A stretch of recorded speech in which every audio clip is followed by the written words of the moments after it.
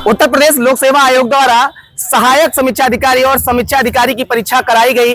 11 फरवरी 2024 को यह परीक्षा कराई गई, लेकिन यह परीक्षा को अब निरस्त कर दिया गया है और निरस्त करने के बाद एक बार अभ्यर्थी फिर से मंजस में आ गए हैं। अब उनको फिर से तैयारी करनी पड़ेगी, जो तैयारी उन्होंने पिछले दिनों में किया होगा। हम एक कोचिंग में मौजूद हैं और यहाँ पर तमाम वो छात्र और छात्रों को पढ़ाने वाले टीचर भी मौजूद है, इनसे भी बात करेंगे। लेकिन सबसे पहले छात्रों से बात करेंगे, क्या लगता है, परीक्षा हुई, रद्द कर दिया गया, नई तारीख आ रही है, तो फिर से आपको प्लान बनाना पड़ेगा, तो इससे कितनी दिक्कत हो रही है? देखिए सर, प्लान हमारा पहले से बना है। बस सरकार से यही निवेदन है, जो धांधली हो रही है, जो पेपर माफियों का एंट्री है पेपर में, वो नहीं होना चाहिए बस। क्योंकि कितने छात्र हैं जो ग्रामीण कस्बे से आते हैं, किसान परिवार से आते हैं, उनके परिवार की आशाएं और उम्मीदें बच्चों पे टिकी है। अगर इसी प्रकार से पेपर लीक होता रहेगा और जो है इस प्रकार की कमियां आती रहेंगी, जो परिवार की आशा उम्मीदें हैं सर, वो पानी फिरेगा। कितने छात्र ऐसे हैं सर जो दीपावली, दशहरा, कोई भी त्यौहार है, उनके सबसे बड़ा त्यौहार वही होगा जिस दिन वो सिलेक्शन पा जाएंगे सर। यही आशा और उम्मीद है। और सरकार अगर बार बार इस तरह से इस पे अंकुश नहीं लगा पाएगी तो सर जान लीजिए, जो गरीब परिवार से है, जो किसान परिवार से है, जो मजदूर परिवार से है, उसके लिए सबसे बड़ी दिक्कत होने वाली है। क्योंकि एक मध्यवर्ती परिवार यही चाहता है, उसका बेटा अगर सिलेक्शन हो जाए, उसके लिए सबसे बड़ी वही खुशी होगी। परीक्षा होती है, नकल को लेकर के कारण आते हैं, तो क्या लगता है इसमें चूक किसकी थी और इसका खामियाजा किसको भुगतना? नहीं, सरकार के कोई दोष नहीं है, इसमें नहीं बोलूंगा, लेकिन जो पेपर माफी है उनका एंट्री कम होना चाहिए इसमें। कैसे आपको लगता है, क्या व्यवस्थाएं की जाए वो कम हो सके और परीक्षार्थियों को ये दिक्कतों का सामना न करना पड़े? सबसे पहले उसमें ट्रांसपेरेंसी देखना चाहिए, आइडेंटिटी मार्क करना चाहिए, कौन सा छात्र आ रहा है, कौन सा नहीं आ रहा है। अगर कुछ उसमें भ्रष्टाचार अधिकारी पाए जाते हैं, उन पे अंकुश लगाना चाहिए, उनको तुरंत जो है सरकार निलंबित करना चाहिए उन सारी चीजों से। और जो एक छात्र उस गद्दी लायक है, जिसकी तैयारी है, जो छात्र उसके लायक है, उसको जरूर मिलना चाहिए उत्पद। अरे ये फिर से तारीख आ गई है। जी सर। अब तो क्या फिर से जो तैयारी आप लोगों ने किया था, फिर से उस तैयारी को करना पड़ेगा? कितनी दिक्कत होगी? दिक्कत बहुत है सर, पहले से हम लोग प्रिपेयर, लेकिन सर इसमें क्या है, निराशा सबसे ज्यादा दिक्कत हो जाती है। क्योंकि एक बार हम तैयार करते नहीं आता, घर से फिर प्रेशर आता है, बोझ आता है कि आप 2-2 तो 3-3 साल से क्या कर रहे हो। सबसे बड़ी दिक्कत इसमें आती है सर। 50 परिवार ऐसे हैं, हजारों की नहीं सर, लाखों की संख्या में ऐसे परिवार जो इलाहाबाद में आते हैं, एक किसान तबके के हैं। सबसे बड़ा दिक्कत यही होता है, जब उनका पेपर नहीं होता, घर वाले नहीं समझ पाते पेपर लीक हुआ है क्या, लेकिन वो अपने बच्चे पे ही ज्यादा दोष देते हैं। बच्चों पे दोष देते हैं। यहाँ पर छात्राएं भी है, एक परीक्षा आयोजित की जाती है, उसके बाद उस पर सवाल खड़े होते हैं, फिर परीक्षा को रद्द किया जाता है। इस दौरान क्या मानसिक स्थिति जो अभ्यर्थी के तौर पे आपकी क्या है? ये सर है कि मतलब अगर परीक्षा रद्द कर दी गई तो घर वालों की प्रेशर आता है, उसके बाद कहते हैं कि तुम कितने देर पढ़ रही हो और क्या पढ़ रही हो, ऐसे लीक हो जा रहा है, नहीं हो रहा है तुम्हारा सिलेक्शन 2 साल बाद। तो इसमें अभ्यर्थियों का क्या दोष? ये तो नकल माफिया जो है वो, इसमें अभ्यर्थियों को कुछ नहीं दोष है सर, इसमें आयोग का दोष है। क्योंकि वो अपना मतलब कठिनाई से नहीं करते हैं सब कुछ। अगर कठिनाई से वो करे तो पेपर लीक ना हो, किसी के पास ना जाए पेपर, सब अच्छे से बच्चे पेपर दें। मतलब आप कहते कड़ाई और होनी चाहिए। हाँ, और कड़ाई होनी चाहिए इसमें। और इससे जो अच्छे बच्चे हैं, जो पढ़ने वाले हैं, जो मेहनत कर रहे हैं, जो सिलेक्शन के लायक हैं, उनको मिलना चाहिए, सिलेक्शन मिलना चाहिए। अच्छा, आप भी तैयारी कर रही हैं, कहाँ से आती है, कितने घंटे पूरी जद्दोजहद करती हैं, फिर तैयारी करती हो, पेपर लीक का खबर आता है, फिर से पेपर देना पड़ता है, वही कितनी दिक्कत हो रही है, क्या कहें? सर, हमें कठिनाइयों का तो बहुत सारा सामना करना पड़ता है, क्योंकि जब हम अपने गांव से शहर आते हैं सर, तो बहुत सारे सपने लेके आते हैं। और पेपर देने के बाद जब सेंटर से बाहर निकलते हैं तो ऐसा लगता है, सुनने में ये आता है कि पेपर लीक हो गया। तो सर हमें बहुत सारे मुश्किलों का सामना करना पड़ता है। किसी तरीके से हम एक बार तो पैसे इकट्ठे करके पढ़ाई करते हैं, पर वहाँ तक पहुँचते हैं कि हमें एक बार पेपर देना है और फिर यहाँ से हमें सिलेक्शन लेके चले जाना है। लेकिन जैसे ही पेपर लीक का मामला सामने आता है तो हम लोग बहुत उदास हो जाते हैं सर। फिर किसी तरीके से क्या करते हैं, पिताजी क्या करते हैं? सर, मेरे पिताजी किसान है जी। तो पिताजी पूछते होंगे ना कि पेपर दिया था, कैंसिल हो गया, पिताजी भी टेंशन में होते होंगे? जी सर, पूरा परिवार हो जाता है टेंशन। कितने भाई बहन हैं आप? सर, हम लोग 2 भाई और 4 बहन हैं। तो कितने, क्या वो लोग क्या करते हैं, वो भी तैयारी करते हैं? नहीं सर, ऐसे प्राइवेट जॉब में। अभी प्राइवेट जॉब कर रहे हैं आप, सरकारी जॉब की उम्मीद आपसे है घर वालों की? जी सर। तो बिल्कुल देखिए, ये वो छात्र हैं जिनके घर वालों की उम्मीद जो है उनसे है।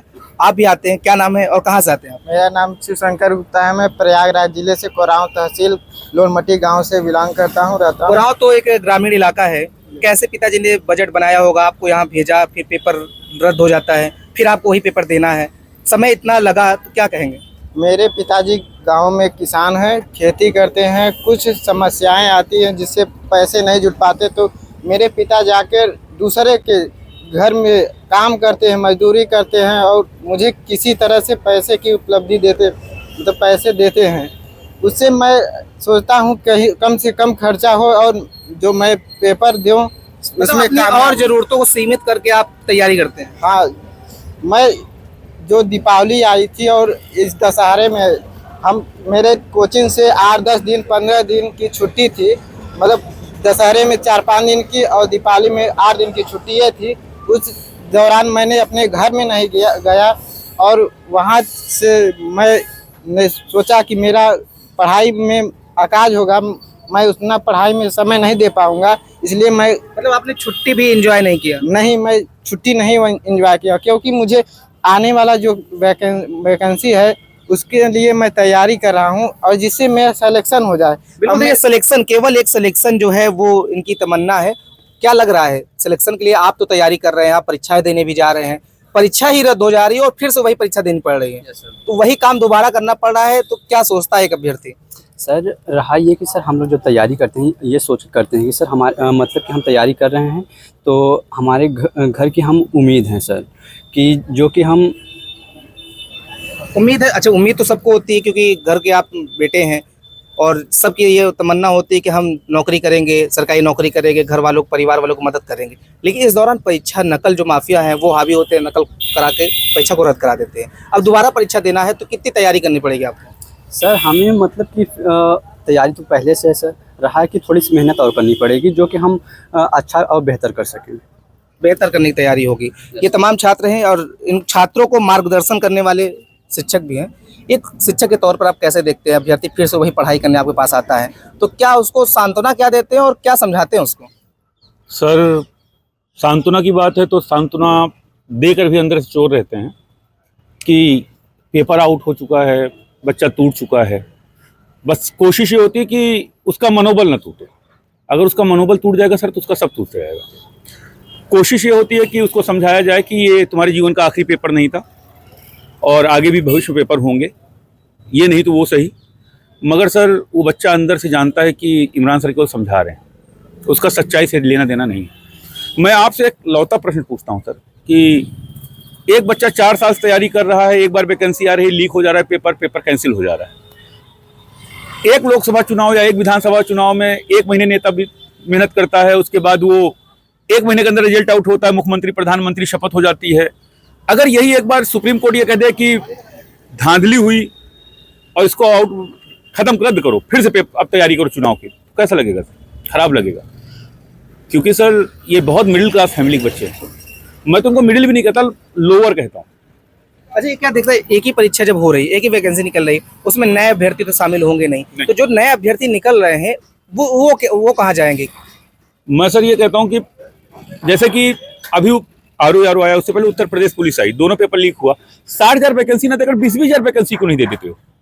मैं ये कहता हूँ कि 20,000 वैकेंसी दे दो। इससे क्या होगा, रिदम भी बना रहेगा, सरकार रोजगार दे रही है ये भी क्लियर रहेगा और साथ ही साथ बच्चों का मनोबल भी बना रहेगा। पाली 1 में कराइए, पाली 2 में कराइए। मैं फिर कह रहा हूँ, जब तक शिक्षा माफियाओं पर आप नकलेल नहीं कसेंगे, उनके घर बुलडोजर नहीं चलेगा, तब तक प्रॉब्लमें क्रिएट रहेंगी सर। और एक शिक्षक है और शिक्षक अभ्यर्थियों से जुड़ा होता है तो दिल का रिश्ता होता है, तो 100% क्या बोलते हैं वो कि अगर सर ये व्यवस्थाएं हो जाए तो परीक्षा नकल ना हो, तो कुछ बताते होंगे आपको? सर वो लोग ये नहीं बताते कि ना उनके पास इतना दिमाग होता है। उनका एक लौता कहना होता है कि पारदर्शिता हो, योग्य व्यक्ति को गद्दी मिले, अयोग्य व्यक्ति बाहर हो। अच्छा सर, अगर जब पेपर आउट हुआ, पेपर आउट होने में 10-12 लाख रुपए के लोगों ने दिया होगा, लगभग कुछ दिया होगा ऐसा। वो बच्चा जब गद्दी पर बैठेगा, कुर्सी पर बैठेगा, उस डिपार्टमेंट में जाएगा तो पहले तो 12 लाख अपना निकालने की कोशिश करेगा, उसके लिए वो घूस लेगा। और जो योग्य, अच्छा उसके पास योग्यता भी कोई नहीं है उस डिपार्टमेंट को चलाने की, RO बनने का मतलब समीक्षा अधिकारी का लेवल होगा उसका, वो उस गद्दी पर बैठ के कैसे चलाएगा? और जो बच्चा योग्य है, जो सरकार को आगे बढ़ा सकता है, प्रशासन को आगे ले जा सकता है या देश को आगे ले जा सकता है, अगर वो अयोग्य है सर तो वो डैमेज कर देगा। आपको क्या लगता है, क्या व्यवस्थाएं अब जो परीक्षा होनी है उस पर सरकार को करनी चाहिए? उत्तर प्रदेश पुलिस को अभी जो कराया गया है इससे पहले उसमें जिस तरीके की व्यवस्थाएं थी सर, तो लगा कि बहुत अच्छी व्यवस्थाएं थी। 500 मीटर दूर गाड़ी खड़ी थी, पुलिस प्रशासन बाल में उंगली डाल के देख रहा था, कुछ है नहीं, कान में उंगली डाल के देख रहा था, कुछ है नहीं। गार्जियन हो आप, चाहे जो हो आप, 500 मीटर दूर रहोगे। शासन अलर्ट मोड पे था, जो शिक्षा माफिया थे उनके फोन ट्रैक हो रहे थे बड़े पैमाने पर, और लगभग मेरे अपने जान में बताया गया था कि 20,000 फोन ट्रैक पे लगे हुए हैं। और बिल्कुल कोचिंग संचालक हो, चाहे वो शिक्षा माफिया हो, चाहे वो जिस पर भी संदिग्ध अवस्था में हैं, जिनको लगता है कि आज पेपर आउट होगा, इसके एक हफ्ते के अंदर उनके सारे फोन ट्रेस होने चाहिए सर, और इससे मुझे लगता है बहुत कुछ फायदा होगा, सेंटर बहुत मजबूत होना चाहिए। बहुत कुछ फायदा होगा। आप भी शिक्षक हैं, पढ़ाते हैं, बच्चे वही दोबारा प्रक्रिया करना पड़ रहा है, तो कितने इससे निराशा कितनी लगती है? बच्चों के अंदर निराशा बहुत रहती है अगर पेपर आउट हो जाता है, क्योंकि बच्चे बड़ी लगन से मेहनत करते हैं और वो उम्मीद करते हैं कि पेपर देने के बाद हमारा रिजल्ट आए, हमारा प्रोसेस आगे बढ़े। अब उनका प्रोसेस आगे बढ़ ही नहीं पा रहा है, वो पेपर रद्द हो गया, 6 महीने के लिए पेपर रुक गया। मान लेते हैं अब देखिए फरवरी में रुका हुआ पेपर अब 22 दिसंबर को होने जा रहा है, तो बच्चों का 10 महीना कहीं ना कहीं ब्लॉक हुआ, उनकी मानसिकता पूरी तरह से प्रभावित हो रही है और वो बच्चे निराशा की स्थिति में जा रहे हैं। सूबे के मुख्यमंत्री ने साफ तौर पे कहा है कि नकल विहीन सारी परीक्षाएं होंगी और कुछ परीक्षाओं में देखने को मिला, तो आप क्या मांग करते हैं? यही हम सब चाहते हैं, हम लोग कुछ नहीं चाहते, हम लोग केवल यही चाहते हैं कि पेपर शुचिता ढंग से हो, पारदर्शिता से हो, बच्चे पेपर दें, जो योग्य बच्चे हों सिलेक्शन पाएं, जो अयोग्य हों वो बाहर जाएं। बिल्कुल, देखिए साफ तौर पे शिक्षक भी कह रहे हैं। आखिरी सवाल जो इनसे लेंगे, ये बताइए परीक्षा हो रही दोबारा, अब सरकार से क्या अपील आप करना चाहेंगे? यही जो नकल माफियों का एंट्री है एग्जाम में, ये नहीं होना चाहिए, क्योंकि उस गद्दी पे एक अयोग्य व्यक्ति बैठना चाहिए, जिससे सरकार और शासन जो है अच्छे से सुव्यवस्थित चले। अगर अयोग्य व्यक्ति जाएंगे, जम के घुसखोरी होगा, प्रदेश की जनता का नुकसान होगा, गरीब किसान जनता का नुकसान होगा सबसे ज्यादा। मतलब कड़ाई होनी चाहिए, कड़ाई होनी चाहिए, गरीब लोगों का जो है भला होना चाहिए, क्योंकि जो बच्चे साल से 2 साल से तैयारी कर रहे हैं उनको जो है ताकि पैसे के सामने झुकना न पड़े। आप क्या लग रहा है, अभी तैयारी कर रहे हो, ठीक है, कहते ना बाल पक गए लेकिन अभी तक नौकरी नहीं मिली, तो क्या कहना चाहेंगे? हम यही कहना चाहेंगे कि जो तैयारी हम लोग तो तैयारी कर रहे हैं, जो नकल माफिया लोग हैं, जैसे जब पकड़े जाते हैं कुछ लोग, जैसे चाहे सामने से चाहे जो है किसी और तरह से, जो इस नकल माफिया में शामिल होते हैं उनको जो है इतनी कड़ी से कड़ी सजा देनी चाहिए ताकि उस काम को करने के लिए कोई दोबारा हिम्मत न जुटा सके। बिल्कुल, देखिए साफ तौर पे अभ्यर्थी जो है उनका यही कहना है कि ऐसी व्यवस्था की जाए कि परिंदा भी उसमें पर न मार सके। और लोग उत्तर प्रदेश पुलिस भर्ती जो परीक्षा हुई थी उसकी सराहना कर रहे हैं, लेकिन सबसे बड़ी बात अभ्यर्थी यही कह रहे हैं कि हमारे पिता घर से पैसा देते हैं, लेकिन एक सवाल जरूर पूछते हैं कि आखिर में तुम कर क्या रहे हो। लेकिन सबसे बड़ी बात, इन सब नकल होने के बाद परीक्षा रद्द होने पर अभ्यर्थियों को कोई दोष नहीं है, लेकिन पिस्ता तो अभ्यर्थी ही है। और इनकी सबसे बड़ी अपील यही है कि इस बार परीक्षा कराई जाए तो उस पर नकल माफिया हावी न हो सके, इस पर विशेष ध्यान देना चाहिए। वीडियो जर्नलिस्ट रोशन यादव के साथ अमित मिश्रा, श्रेष्ठ यूपी, प्रयागराज। यूपी की हर खबर देखने और उनसे अपडेट रहने के लिए हमारे चैनल श्रेष्ठ यूपी को सब्सक्राइब और लाइक करें। साथ ही बेल आइकन को दबाना ना भूलें, जिससे हमारे हर वीडियो की जानकारी आप तक पहुंचती रहे।